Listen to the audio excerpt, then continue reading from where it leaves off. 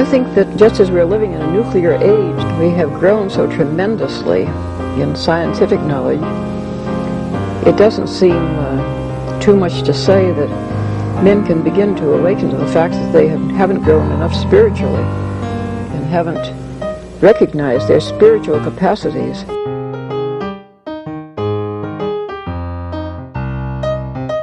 Once something like eating is death, then you've struck at the very heart of life. The enemy of the older radical theories may have been the ruling class, but today the stakes of whether we will reform ourselves into a new kind of human being, a new kind of society, whether we will find selves worth being, the stakes of it are simply life itself. I'd like to know how to use it in a way that's, I feel like I can use it intelligently, but I'm not sure my students could if I gave them like the license to do that, because it would be rather tempting. Can I ask, how do you use it intelligently? So personally, so I will have an idea. I usually have an idea based on something I read, and I will go on ChatGPT and sort of flesh out my idea and then have a conversation with it in which, you know, it asks me a series of questions I try to answer and vice versa. And the result of that is usually that I've thought of, you know, like another angle to pursue. And so it's kind of, for me, it's kind of like having an interlocutor in the absence of other interlocutors that I might have on a particular subject. You can't always find somebody to do that, right? Who's got this quasi-encyclopedic knowledge of the area. And sometimes these things can be quite esoteric. Like it'll pull, like I've had a conversation with it about, you know, what newspapers I can, and how to look for like information in newspapers from the first decade of the 20th century. And, you know, look for this. Well, if you use these search terms, maybe you'll find something. And I found that incredibly useful. So I use it like that. But what I don't use it for, and I actively resist using it for, is making arguments or outlines for me or writing for me, if that makes sense. I like to have something to bounce my ideas off of. So that's how I've been using it. Yeah, this makes total sense. I absolutely agree with you. I think that's similar to how I will use it if I use it. I actually don't use it a whole lot, which might be surprising, but like for someone who works in the field, but maybe I'll go into details on that in a second. I might take a step back and I guess kind of 2 or 3 perspectives that I think they have a grain of truth to, but I don't know fully, like, they're going to be contrary perspectives. And I don't fully know I haven't like fully sorted out how to like tease them, like almost like a Hegelian. It's like I have the thesis and antithesis, and I haven't really smashed them together well enough yet. But the first one is that, you know, on the one end, I'll give an example. With math, because like you said at the beginning, I study both anthropology and math. On the math side of things, like I remember one of my math professors. He was a little bit of an older professor. He had been teaching for 40 years at the time that I was there. So he's now retired, but he was talking about how when he was a student, probably in like the 50s or 60s, they had to do all of the calculations by hand. And so like, you know, what is the square root of 2? He was showing ways to like figure out the square roots by hand. Like what's the square root of 2? What's the square root of 5? To be able to calculate that. And they had come up with all these processes to be able to kind of do that in the moment. And he's like, we don't teach this now because you guys have calculators. You know, calculators just kind of do this for us.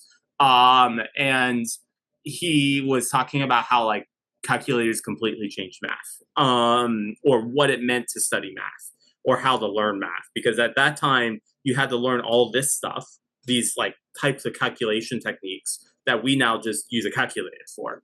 And at the time, people were like, oh, this is going to be the end of math. People are not going to develop the math skills, yada, yada, yada.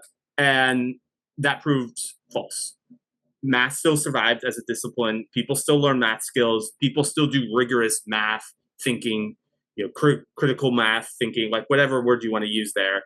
But the technology did do a significant portion of it, which is calculations, and led to a change in how people think critically. So people are more like, the conceptual stuff shifted because people could spend more time doing other stuff and developing other skills. So that's the one thought. And that thought tends to be more of a, it'll be fine. It tends to be kind of against the pessimism of like, oh my gosh, is this going to destroy thinking? And I think there's a grain of truth to that. On the other end, I still hold some concerns about how it's changing the process. And the first thing could still be true, and I could still be like, oh, but this seems to be doing this differently. It's doing this differently. What about that? Worry. Like both, I guess, are in my head at the same time. And like one of my biggest concerns, there's sets of activities that something like ChatGPT can kind of do that that people would kind of have to do more mentally on their own, that it kind of automates. I think that actually one of the biggest ones is the blank page, is the problem of the blank page. I'm writing something, whether that's a paper, a short story, poem, whatever, and that first step from the blank page to something. I often am one that will kind of do pre-write and then use that to write a draft. Sometimes I'll just free write something and then use that to form my idea and then maybe completely throw it out, but like refine it and end up using none of it by the end of the when I actually am done with the piece. But like that process is super important. There's a set of skills, and ChatGPT seems to basically like there's a lot of thinking when you go from that 0 to 1, when you go from that nothing to something, to some words on the page, to then be able to refine. And I think ChatGPT just kind of does that. So like if I'm writing, way back in high school or college, I'll give an English example. I'm writing a paper about, what's your favorite novel? Oh, what's my favorite novel? God, I don't know. You know what? I just read that or listened to as an audiobook, A Tale of Two Cities. So I'll use that. That's a good like common high school, I don't really college have one piece of literature. Okay, A Tale of Two Cities. All right. So, I'm tasked with writing a paper on A Tale of Two Cities. Say the prompt is like something like, what are the key themes of A Tale of Two Cities? I actually have to sit down and think for a while and be like, here's this story. All this stuff happened in this story. And man, a lot of stuff did happen in that story. What is the themes? And I might be like, well, here's a theme, here's a theme, here's a theme. Are these the main themes? Or are these just kind of small things I noticed in that chapter? And I have to like do all that. And from that 0 to 1, this is stuff necessary in writing that paper. And that's some of the key thought process I go when I go from the blank page to something. Right. Well, ChatGPT, you could just be like, what are the key themes of of Tale of Two Cities? And it will synthesize a lot of people's thoughts on it. And and then it will give you like a unique response though, because only you can do that, right? You could come up with something different.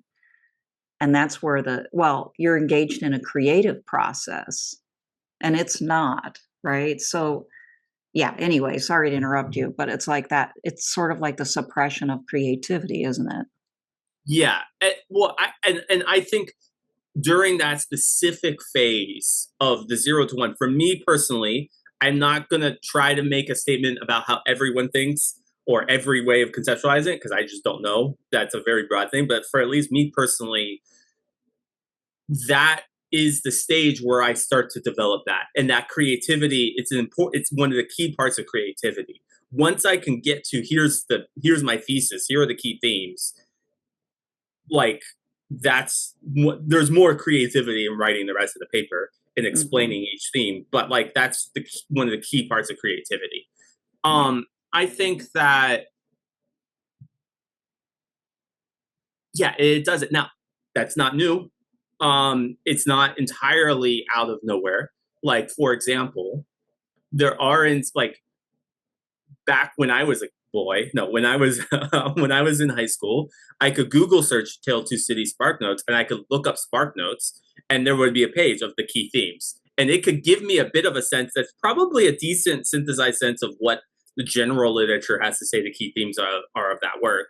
And use that to form my own thoughts. So there's other things that can kind of aid in that could mean that not like ChatGPT does, that can kind of do some of that initial work for me.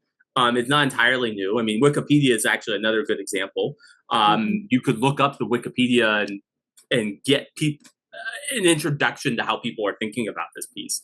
And there is value to that. There are times when I will read stories and I'll be like, what the devil just happened? I don't know how to make sense of this. Yeah, with abstract movies, I'm like, I have no idea what it meant. So I'm going to go looking for something. Right. Where actually that is actually can be a bit helpful because it can kind of get me going. And I can say, oh, that people are interpreting this as about this. And then that gets me thinking about it. And then I can agree or disagree with it. But like it kind of gets me going when I'm a little stuck. So that like that's the other side. That's one of my biggest concerns, I would say, from an intellectual side, that it's changing that skill set and how that skill set is developed. Yeah. Does it mean that that's the only way to develop that kind of creative critical thinking? Probably not. Almost certainly not. But it was how I have been developing it. And it seems like it's and I could see people writing papers without having developed that critical thinking. Whereas a paper for me was one of the main nexus that forced me, the teacher asking me what are the main themes of this work was one main way to force me to actually like sift through it all and get somewhere with it. Right. And the paper is sustained thought, unlike a blurb or whatever else a person can put together. The paper is designed to get people to think in a sustained manner and to make a complete argument. So there's really no good substitute for it. And you're absolutely right that, in the past we would get laziness is the underlying like reason why people do things like that, like plagiarizing from Wikipedia. Certainly got our share of that. It was easy to catch, right? So almost always you could just tell, and then you could easily find it by looking it up on the web, and then that discouraged people from doing it. AI is not that detectable. It's not really that possible for me to say, oh, for sure, you took this from AI. You can tell it's from AI, but you can't prove it. So that's making it more challenging for us. But I totally agree with you, Stephen, that's I thought you put that really well. There's that point where you're actually, thinking about what you think, what your reaction is. Maybe seeing something new in a very old text, okay, like A Tale of Two Cities, maybe something that no one has seen before, or not in the same exact way. That only happens when you kind of sit and think and you're confronted by the hard task of trying to come up with something. And it's super tempting, I'm sure, to sort of short circuit that process because students feel, and people generally feel really uncomfortable in that space, and they feel like insecure, don't know what they're doing, et cetera, et cetera. And that's when they usually come to me and say, can you give me more parameters? Can you give me like the rubric? Can you give me like exactly what I need to say in each paragraph? And I say, no, I can't, when I used to assign them. Because, you need to be able to do this for yourself. So yeah, I'm a little worried too about that. And I hear that like school teachers are at the lower grades are starting to incorporate AI into their assignments. And I don't have a lot of confidence that they're going to do that in a way that's going to help kids build their critical thinking skills. They probably could, but I don't, we don't seem to have a good track record here in the United States for that anyway. So yeah, well.